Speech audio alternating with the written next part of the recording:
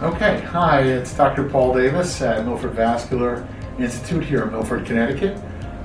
We have a lovely patient here who's been a patient of ours before, and she's had recurrent symptoms of venous insufficiency in her right leg, and that composed of swelling and some aching and pain. And we noticed that she has a vein that's not working well. In fact, the vein is working against her.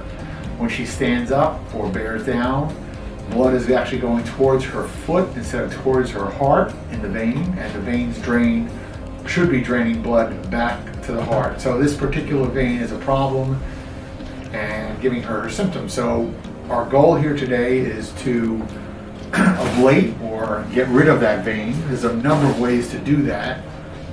Today we're going to use something called radiofrequency energy, which is kind of a heating of the vein to a high degree of temperature, utilizing radiofrequency waves, and that will cause the vein to collapse and scar down, and now the blood will be redirected to good veins in her leg and go back to the heart the way they should. So this is a small little office procedure. The patient has not been sedated. How do you feel? Good. She feels good. And we're just going to give a little local anesthetic, and that's what we're going to do right now. We're going to try to get access to the problem vein right now. So we're using handheld ultrasound to identify the vein that's a problem.